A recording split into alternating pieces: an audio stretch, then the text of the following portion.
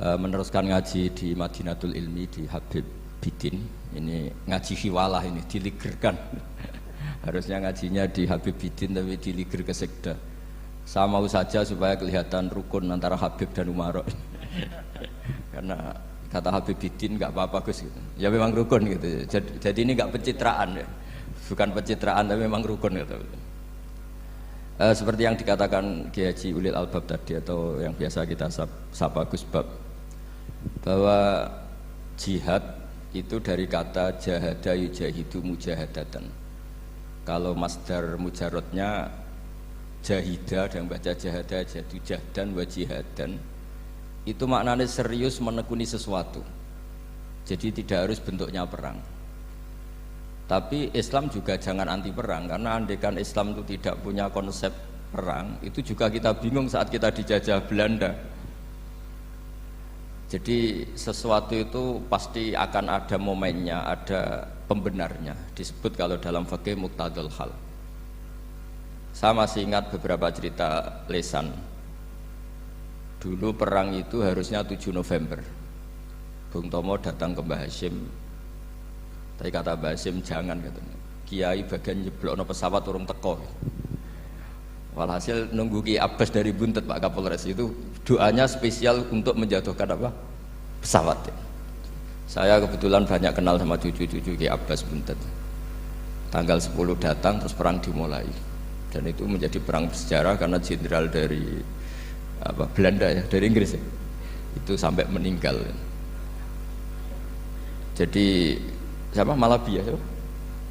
Jadi intinya Anda jangan berpikir bahwa negara ini didirikan hanya oleh umarok. Bahkan sebelum ada negara, yang sudah ada itu ulama. Dulu para wali songo sampai para kiai era kemerdekaan itu sudah membentuk satu komunitas. Di situ ada ketua pondok, ada bendahara, ada macam-macam. Sehingga kiailah yang bisa menggerakkan publik untuk melawan Belanda. Karena kiai ini juga yang megang otoritas publik. Ketika seorang Mbah Hashim Asy'ari memfatwakan jihad itu fardhu ain, maka semua orang berpikir harus jihad melawan kehadiran Belanda atau penjajah mana saja. Tapi itu satu sisi ya. Di sisi yang lain, bahasa Arab itu ada sisi uniknya. Kalau menamai penjajah itu musta'marin atau al-isti'mar. Isti'mar itu meramaikan dunia. Karena memang bangsa kita dulu itu ya aneh. Tapi nak sampean ngrasani teman-teman ya kualat itu mbah-mbah jenengan. Kita ini dulu memang ya agak aneh. Belanda itu sudah penjajah tapi sama buyut-buyut kita dipanggil Doro. Bisa kamu bayangkan kiai saat itu untuk mengingatkan masyarakat pentingnya melawan Belanda. Wong manggil Belanda saja Doro tuan. Terus kemudian kita berfatwa melawan Doronya. Jadi benahi ilmunya saja wis sak penggawean kira-kira gitu. Jadi ngelola orang bodoh itu ya kangelan. Enggak dikelola itu bangsa kita, dikelola itu ya rodok goblok banget. Wong ngundang penjajah apa? Doro. Jadi itu PR besar. Tapi kiai itu punya seni untuk memberi penjelasan. Makanya di antara kelebihan ulama itu pasti warasatul anbiya itu di fatonah ada unsur kecerdasan. Cerdas itu seni mengelola pikiran manusia, itu namanya cerdas. Makanya saya berkali-kali kalau ngaji harusnya orang itu semuanya itu pengagum ilmu, jangan pengagum fakta, ini pengagum ilmu.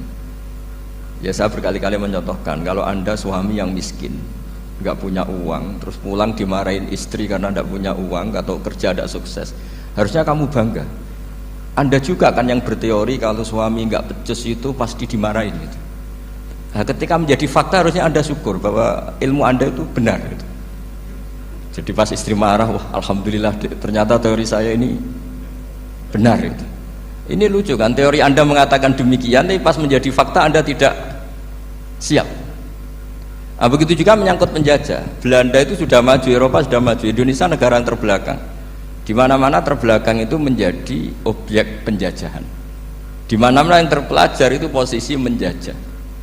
Sehingga ulama berpikir bahwa awal dari kemerdekaan adalah mengertikan yang tidak ngerti. Karena teori penjajahan pasti gitu, yang tahu menjajah yang tidak tahu, yang sudah modern menjajah yang belum modern dan seterusnya. Makanya awwalu hadzal din itu al ilmu. Makanya nomor satu itu ilmu, pengetahuan. Di sini pentingnya sampai Islam mewajibkan thalabul ilmi fardhatun ala kulli muslimin.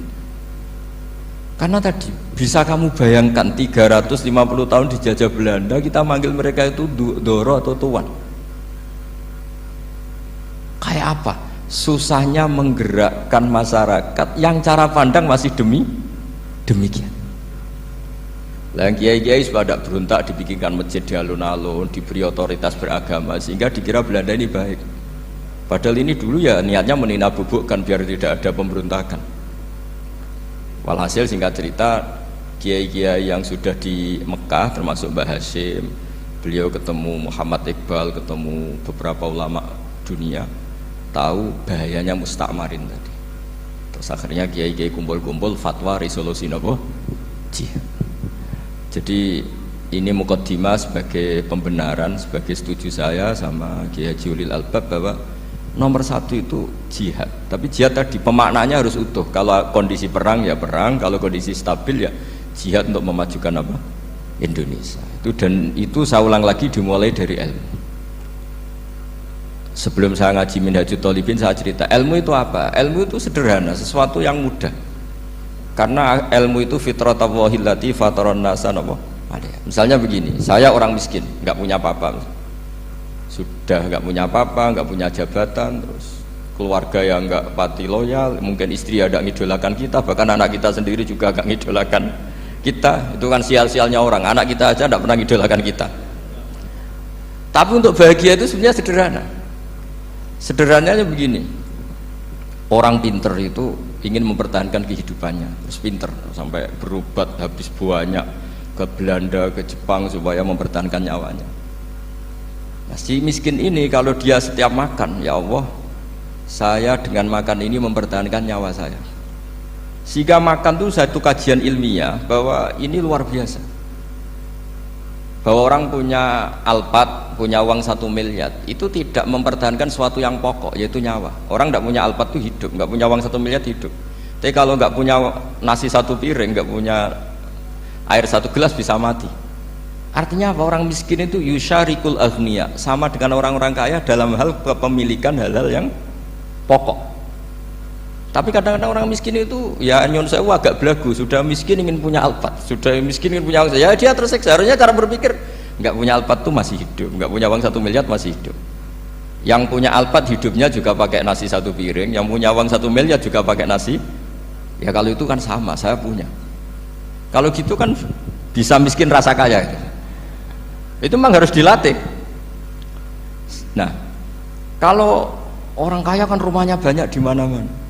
Memangnya kalau rumahnya banyak di mana-mana terus tidur di sini 1 jam, di rumah itu 1 jam, malah nggak bisa tidur kan? Tetap aja yang dipakai 1 kamar. Itu gunanya apa punya rumah banyak? Setidaknya zaman miskin itu dia berpikir gunanya apa punya rumah banyak yang dipakai ya hanya 1. Meskipun suatu saat kalau dia kaya juga berpikirnya agak rubah. Ya penting punya rumah banyak biar kemana-mana punya rumah, nggak apa-apa. Tapi sementara masih miskin jangan berpikir seperti itu.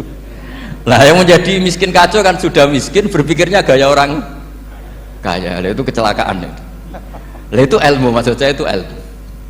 Sehingga dulu Nabi ngajari orang miskin itu sederhana. Ketemu orang miskin sama Nabi diajarkan. Nabi diantara ajarannya begini. Ada seseorang man asbaha, orang yang setiap harinya mu'afan fi jasadi, dia sehat, aminan fi sirbi, negara dalam keadaan aman, tidak dalam ancaman, indahu qutu yaumi, dia hari itu punya makan, faka'an nama khizat lahu dunya bihadafiriha, berarti dia sudah punya dunia dan seisinya. Karena polanya sama. Buat Presiden Amerika itu yang untuk mempertahankan nyawanya ya makan pokok dan minuman pokok, bukan jabatannya sebagai presiden atau punya uang triliunan. Yang paling kaya di Indonesia juga gitu, untuk mempertahankan hidupnya juga dengan makanan pokok. Dan itu orang miskin punya. Kehidupan paling top itu apa? Ya kehidupan yang mempertahankan nyawa itu yang paling top, lainnya itu enggak. Karena mempertahankan nyawa ini super penting dan orang miskin bisa. Nah, saya berharap ilmu seperti inilah menjadikan dulu itu kuat ketika melawan Belanda. Kenapa kuat? Karena mereka gampang syukur. Barokahnya gampang syukur itu selesai dengan dirinya sendiri. Kalau bahasa intelektualnya itu, orang kalau sudah selesai dengan dirinya sendiri bisa berpikir memanfaati pada orang lain. Nah, dulu orang-orang miskin ketika era sahabat, termasuk era para ulama yang mendidik para umatnya, itu selesai dengan dirinya sendiri. Nah, sekarang banyak orang miskin juga termasuk orang kaya, bahkan belum selesai dengan dirinya. Wah, itu angel, ngajak jihad angel, karena dengan dirinya saja belum selesai. Maka masyhur itu kan ketika perang Tabuk, ada orang datang, kira-kira kalau Indonesia pakai beras 4 kilo, ya Rasulullah yang 2 kilo tak kasihkan keluarga kami supaya bisa makan, yang 2 kilo tak kasihkan jenengan untuk biaya perang. Perang Tabuk itu perang tersulit, disebut perang Dhatil Usra. Sekarang hitung saja, ini coba dihitung, mungkin yang bagian kasir tahu. Kalau 2 kilo kali 3.000, umat Islam pas itu sekitar hampir 3.000, itu sudah 6.000 kilo. 6.000 kilo itu artinya apa? Orang miskin ketika perang membiayai dirinya sendiri, itu satu. Kedua, dengan mental memberi, orang ini tidak tamak. Barokahnya tidak tamak, tidak nyalahkan yang kaya. Efek dari itu apa ketika perang Tabuk? Sumbangan dari Sayyidina Utsman yang jumlahnya besar sekali, yaitu diantaranya 1.000 dinar. 1 dinar kira-kira 4,25 gram, berarti sekitar 4.000 gram. Itu bisa diberikan alat perang. Sumbangan dari Abu Bakar juga bisa dipakai beli kuda untuk perang. Nah, bayangkan kalau kebutuhan orang miskin ini untuk makan itu nggak mau urun. Wah, usaha miskin nggak perlu urun, usaha miskin dipakai alasan terus. Maka jumlah 3.000 ini akan mengurangi anggaran untuk belanja peralatan perang, karena untuk konsumsi orang miskin. Udah gitu kadang mangane tanduk itu kan repot. Wes miskin mangane tanduk, nak antri mo kan ribet. Artinya apa? Perang ini tidak fokus karena ngurusi konsumsi untuk orang-orang miskin. Nah, dulu zaman Nabi orang miskin pun semuanya heroik. Mereka dibantu gak mau, inginnya bantu. Sampai dicibir sama orang munafik. Apa gunanya sedekah 2 kilo? Wong perang ini perang besar antar negara. Pas itu mau perang melawan Romawi. Sampai orang munafik bilang, alladzina almizuna almuttawwi'ina minal mu'minina fis sadaqati walladzina la yajiduna illa juhdahum faskharuna minhum. Orang-orang munafik digambarkan Allah orang-orang yang mencibir sedekah kecil. Wong untuk perang besar kok sedekahnya hanya 2 kilo. Tapi yang mahal bukan 2 kilonya. Kalau ada 1 juta orang miskin menyumbang negara 20.000, itu artinya apa? Kita punya rakyat yang inginnya hubungannya dengan negara memberi. Tapi coba kalau kita 2 juta rakyat yang inginnya dari negara mendapat, pegawainya demo ya. Nah, ini ajarannya Nabi yang luar biasa. Dulu Nabi itu bisa mendidik orang miskin pun bermental memberi. Nah, barokahnya bermental memberi ini mereka selesai dengan dirinya sendiri. Coba kalau mereka tidak bawa makanan sendiri ketika perang, mungkin kuda yang untuk perang, terus mereka berpikir, "Bu, ini saja disembelih supaya kita bisa makan." Ribet kan? Ngapain beli senjata yang mutakhir, makan saja nggak bisa. Tapi barokahnya mereka urun sendiri. Mereka selesai dengan dirinya sendiri. Ini hebatnya didikan Rasulullah Shallallahu Alaihi Wasallam. Lalu dulu Mbah Hashim dan kawan-kawan itu berhasil mendidik seperti itu.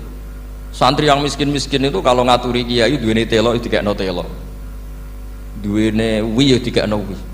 Sehingga kiai sing wis mapan-mapan, misalnya kados kula wonten kan mun setengah mapan, ya akhirnya ya iso mangan wi. Jebule wi ku ya enak gitu.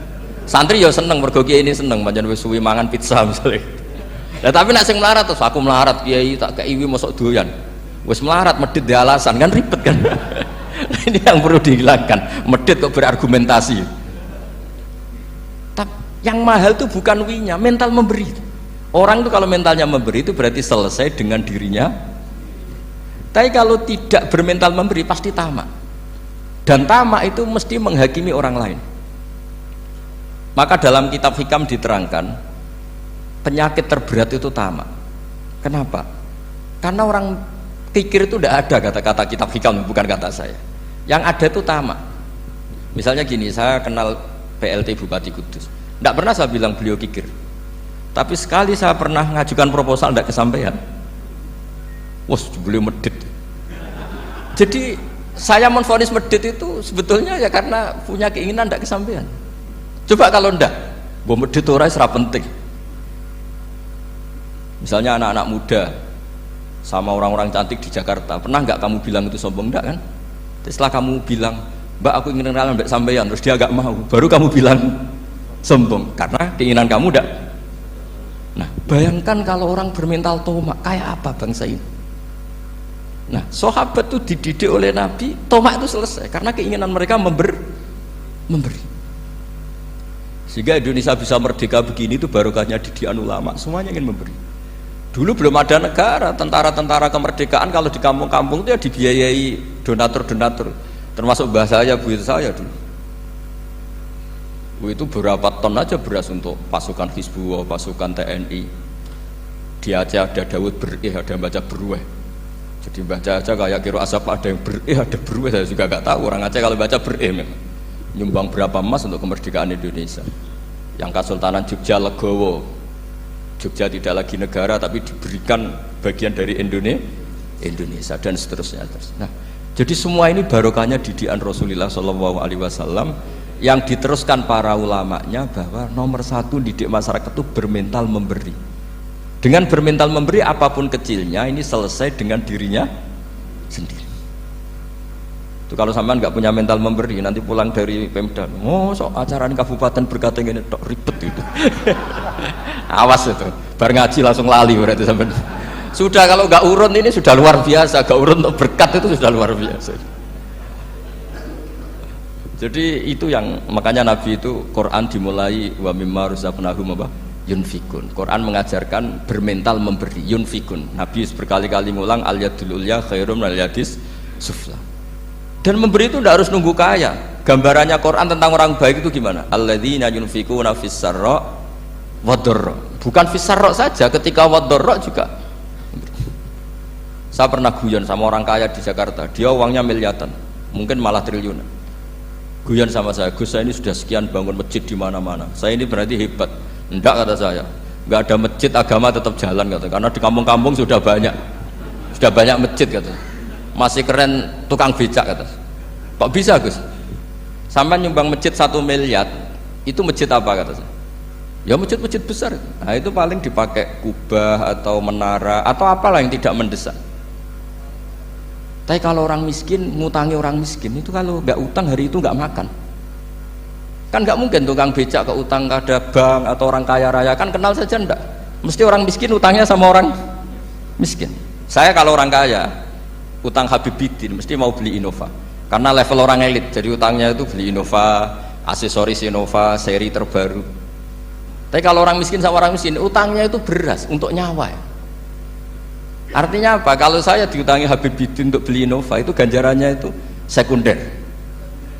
Tapi kalau sesama orang miskin itu ganjarannya primer. Keren mana? Hutang-hutangannya orang miskin sama orang kaya. Satu menyelamatkan nyawa, satu menyelamatkan citra.